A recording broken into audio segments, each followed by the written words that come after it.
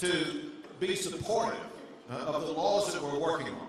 You all were supportive of this Senate Bill 4 that's in the courts right now that authorizes the state of Texas to arrest anybody who crosses into our country illegally from another country. You supported funding the wall. You know, candidly, it's unusual to see TPPF come out in favor of funding anything. But so you know how important it is when they support funding the wall and doing more to secure the border. And what's going on at the border is nothing short of catastrophic. You know, it seems like it's been going on so long. You got to remember this. It was just 4 years ago that we had the lowest illegal border crossings in 45 years. And the reason is because of 4 policies that President Trump put into place. Remain in Mexico, Title 42 policy, the in-catch and release, and building a border wall. And then remember when Joe Biden took office, he proudly signed executive orders that eliminated all of the policies that Trump had put into place, and he opened the gates to the entire world. And the entire world is taking up Joe Biden and his offer, and we've had people come from more than 150 countries across the globe, and about 9 million people have crossed the border illegally just under the first 3 years of Joe Biden's tenure as President of the United States of America. Many of them extraordinarily dangerous. There's a record number, year after year after year under Joe Biden, a record number of people who are on the terrorist watch list, who are apprehended, some of them by the Texas Department of Public Safety. And know this, if you're on the terrorist watch list, you'll pay extra to the drug cartels so you will not be caught.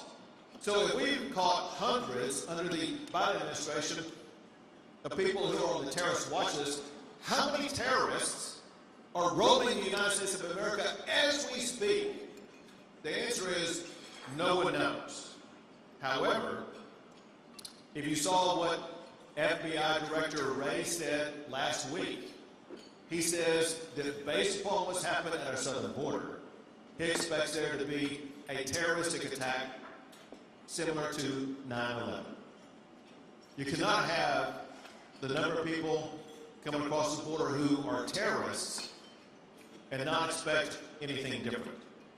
Also, these rumors that you've heard about Venezuela letting dangerous criminals out of prison to come to America, they're true.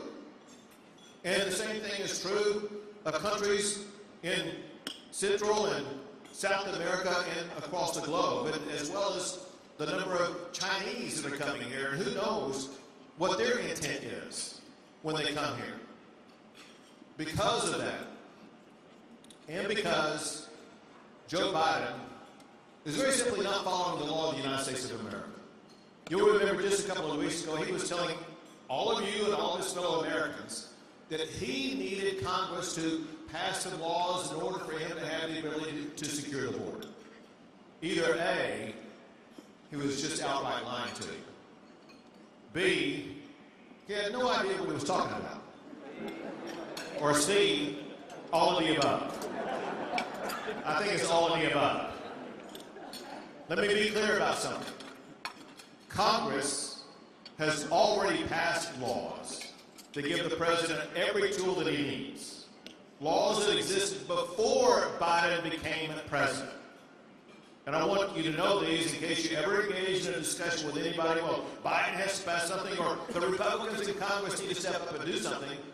These laws already exist right now. Law number 1 empowers the president, not empowers, it compels, requires the president to deny illegal entry into the United States of America. He's not denying illegal entry. He's aiding and abetting illegal entry. Law number 2 requires the president to mandate that he detain anybody who comes across the border illegally. And coming across the border illegally is defined as this: coming between the ports of entry. There are 28 ports of entry in the state of Texas alone. that people could cross and try to seek asylum if that's what they wanted to do. But instead, they're going between ports of entry, sometimes under the bridge, right above them. That is a port of entry. Law number 3 requires the president to build border barriers like border walls, or like the barriers Texas is putting up right now. Joe Biden has done nothing to build any type of border barrier. The only thing he's ever done with border barriers is try to tear down the ones that Texas has put on our border. It's because of these reasons. Because, number 1, we are facing such dangerous situations, and number 2, Joe Biden, through his actions, is violating the laws of the United States of America. That's exactly why I declared our authority under Article 1, Section 10 of the United States Constitution. Texas has a right to defend ourselves, and we will use that authority to declare an invasion and fight back against that invasion.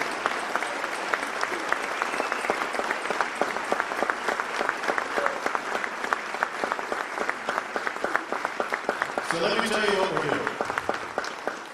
Number 1, Texas is the only state in the history of the United States to build our own border wall. And we're not reinventing the wheel here. We're building the exact same wall that President Trump put up, with one difference. When you look at the miles that Texas has already put up of the Trump border wall and the number of miles that are under construction right now, Texas is adding more of the Trump border wall in Texas than Donald Trump put up in the state of Texas. Number 2, you remember those big orange buoys that we put into the Rio Grande?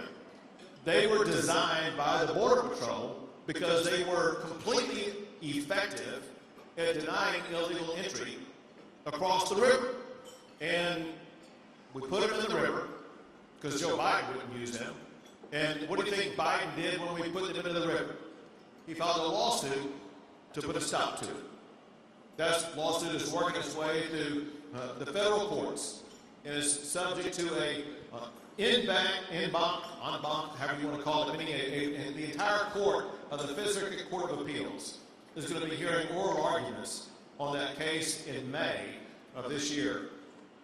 But I want you to know, even though Biden has tied this issue up in the courts, those buoys remain in the Rio Grande River as we go here today. And then there's this island, Fronten Island. Fronten Island is an island in the Rio Grande between Mexico and Texas, and it's many times the size of this room. That island is owned by the state of Texas, but it was kind of non-useful because it was filled with nothing other than cane and brush and trees and shrubs that were packed far closer together than the audiences sitting together here today. But the cartels found a use for it. The cartels found that they could smuggle people as well as contraband to that island from Mexico, and then when they saw clearance, they could move it from that island onto the state of Texas. So I told the Texas National Guard, I want you to go seize that island and purge it from any cartel activity, and that's exactly what they did.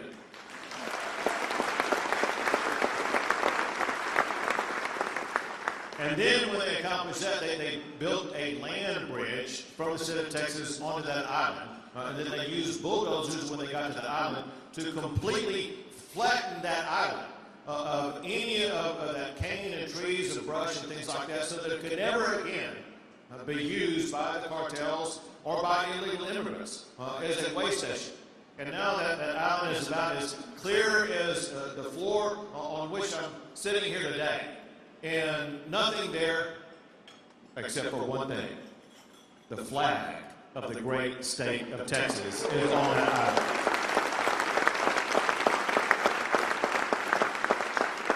So that was done by our National Guard. The National Guard has played a pivotal role in what's going on. There are thousands of National Guard on duty as we gather here for lunch. And the main task that they undertake is to build mile after mile after mile of razor wire border barrier to deny illegal entry into the United States. In fact, they have repelled and turned back to Mexico more than 100,000 people. And they're adding more as we speak today. And it was the National Guard, who are professionals in building this razor wire.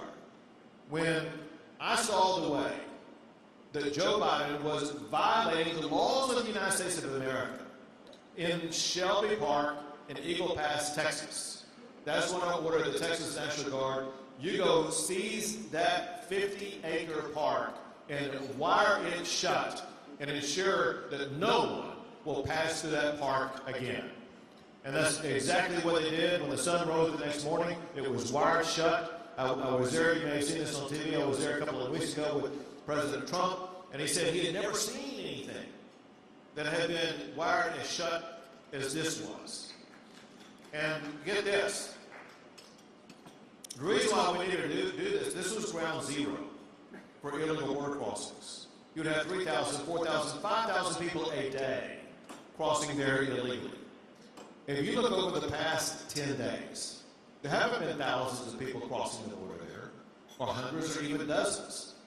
On average, over the past 10 days, there have been 3 people crossing the border at that location.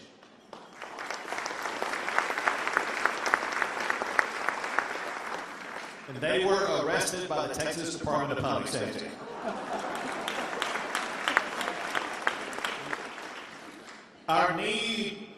Our ongoing need for National Guard on the border is so prolific. Texas has another first that no other state has ever done. We are now building our own Army base to house 2,300 National Guard on the border just outside of Eagle Pass, Texas.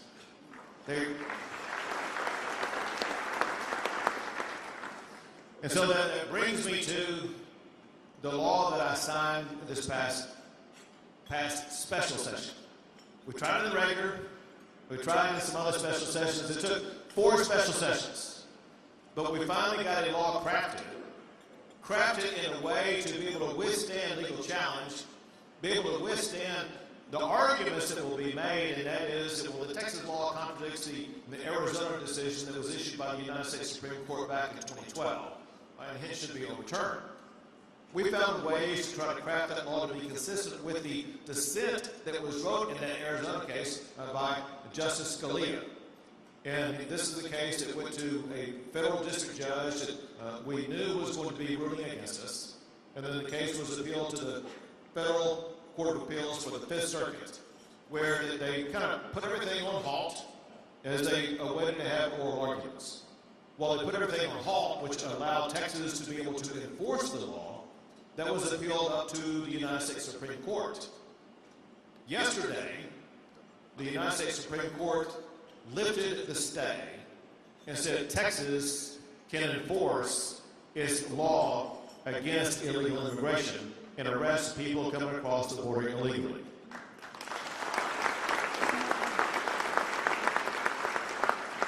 But, like watching a tennis match, the ball goes back and forth across the net constantly. Later on, last night, the Fifth Circuit Federal Court of Appeals said, not so fast. The Federal Court of Appeals put a stay on it. They had oral arguments on it this morning, and they are completed with those oral arguments. They've not issued an opinion on it, but they have kept the stay in place. But know this, what they have stayed is the Texas enforcement of SB 4. But even without SB 4, Texas has the legal authority to arrest people coming across the razor wire barriers on our border, and we will continue to use our arrest authority and arrest people coming across the border illegally.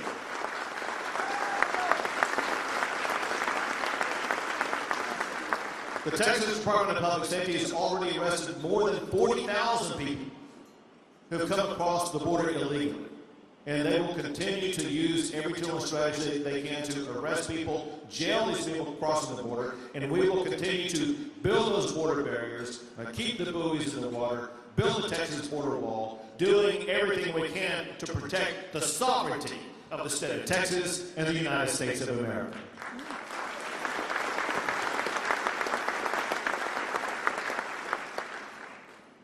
One last topic. A little bit about school choice.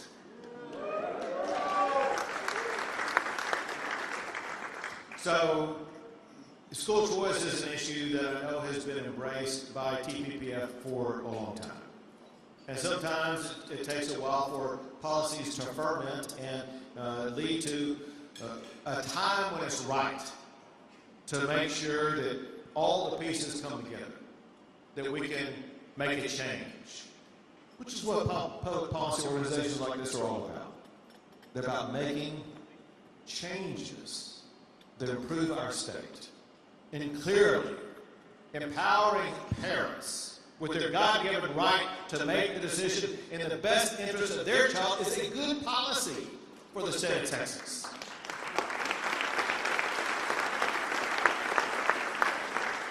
It also leads to improved education results. And it's not a mystery. You see it in the corporate world. You see it in the athletic world. You see it in every sphere, that when you see competition, you see better results. And that same concept applies in the education sphere also. So we knew going into this last regular session that school choice was going to be a top-tier issue. An issue that I used as my power as governor to make an emergency item in the legislative session. So I came out with no ambiguity about either where I stood or what I expected. If the governor put something on the emergency item list, that means this is something that must pass, and if it doesn't pass, there's going to be challenges to deal with. And when we put that out there, we embarked on multi-level strategies to try to get this across the finish line. Obviously, it requires a legislative strategy. And I'll get ahead of myself here, but the key person who was designing the legislation that came up for a vote finally back in the fourth special session was Brad Buckley. But he was involved from the very beginning. I cannot thank Brad Buckley enough for everything he did.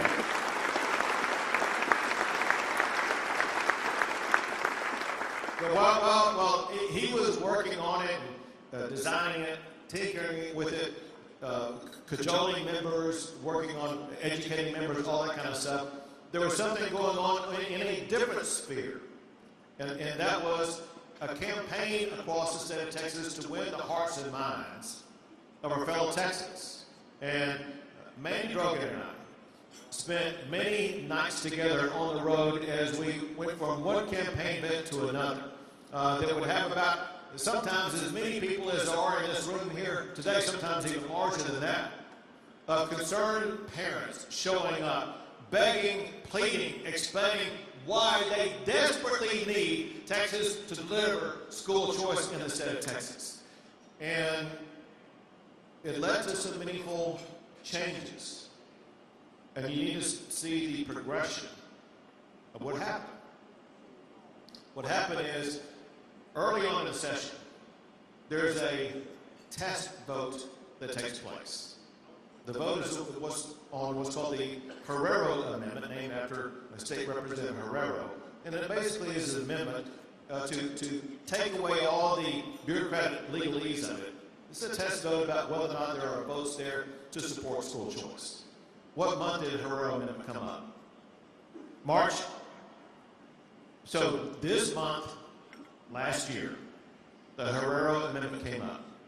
And at that time, there were 52 Republicans who voted against the Herrero Amendment. Meaning those 52 Republicans showed their hands that they supported school choice in the state of Texas. Know this, that's the most votes against the Herrero Amendment ever So that was significant movement. Just by the time the campaign trips that Mandy and I had made, I think beginning in January or something like that, from that time until the Herrero vote was taken, we had moved the needle in getting more and more Republicans to be able to support school choice in the state of Texas. So remember, there's 150 House members. To get school choice passed, we need 76 votes. We got 52 votes in favor of school choice with the Herrero amendment. After that is when we got to the point when we had these discussions about there are ways to get this done. One way is just for the members to pass a bill, get it done, and get it over with. Something they should do for this very important reason. And that is, this wasn't some mysterious vote where, gosh, who knows where my constituents stand on it.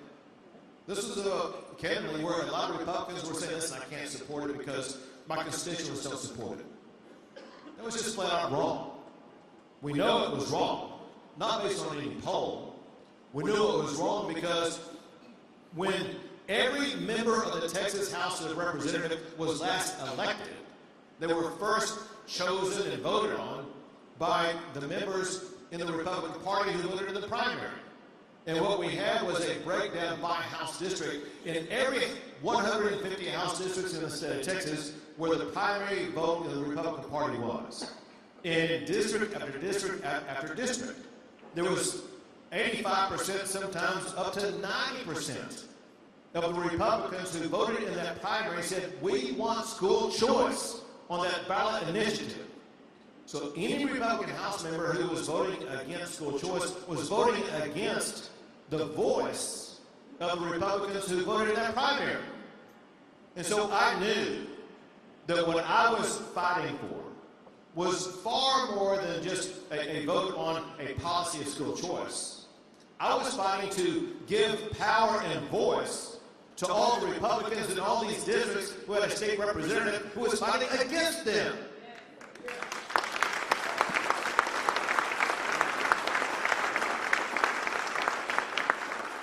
They needed somebody fighting for them. For their clearly articulated desire to have school choice, and there are plenty of reasons for it. Put aside the bullying that could take place, put aside the fact that there are some schools, like Houston Independent School District, where they had failed not once, twice, 3 times, or even 4 times, but 5 times in a row.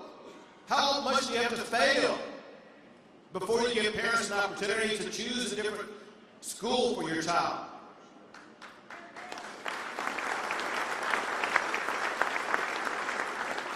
Are these crazy stories? They're not stories, they're facts about how the Dallas Independent School District, they have a resource guide for parents. Not about how their kid can do better in school, not about how you deal with modern math or write better, but a resource guide instead on how children in their school district can change their genders. What in the world? If you're a parent in that situation, should you be trapped within a school district that's focusing on issues like that? Of course not. And then there was a situation in Lewisville, Texas, where you had a man teacher in a high school going to school dressed as a woman, in a dress, in high heels, in makeup. Do you think those kids in that class, when they see that teacher dressed like that in front of them at the chalkboard, do you think they're really paying attention the way they need to pay attention to the math they're learning, whatever the case may be? A more important question.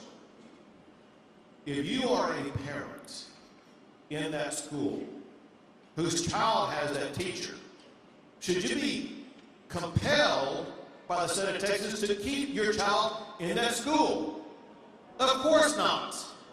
But the way Texas law works right now is you are compelled because you are not given any other choice to take your child to a different school. That is wrong, and we are going to change that by finally passing school choice in the state of Texas.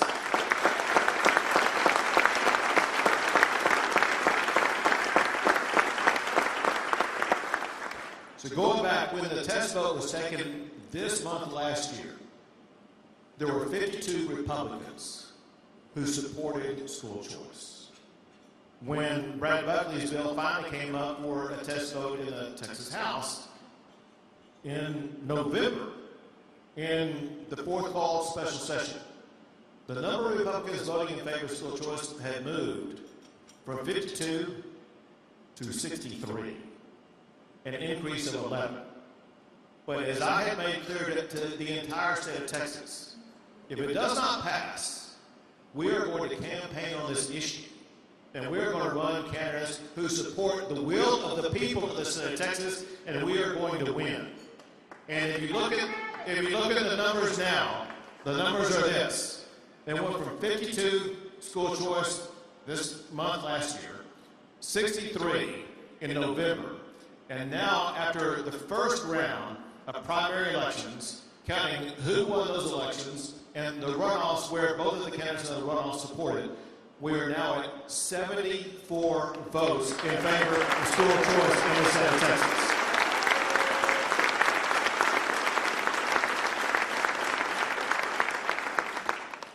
Which is good, but 74 does not equal 76 even under modern math. We need 2 more votes to pass school choice in the state of Texas. If you look at the way that the primary vote turned out and who's in the runoff and what the percentages look like, we should be able to win that. It's kind of like, as TPPF knows, I always give a football analogy. And if there's any surprise, it's kind of that I waited this long to get to a football analogy. It's kind of like a football game when you're behind by 2 points with time running out, and you send your field goal kicker out there to kick a field goal, score 3 points, and win the game. Sometimes it goes through the goalpost, sometimes it doesn't. What every head coach knows, they don't want to have to rely on a field goal kicker to win the football game. With all due respect, I'm sure there's some former field goal kickers here today. We don't want to rely upon a field goal kicker. We want to make sure that when these runoffs are over at the end of May, that we are ahead by more than 2 points, or 3 points, or 4 points. We want to make sure that we send a message and we send to the Capitol Republicans who represent the values of their voters and will be elected in May to go vote in the Capitol and work with all of us to make sure we pass school choice this next session.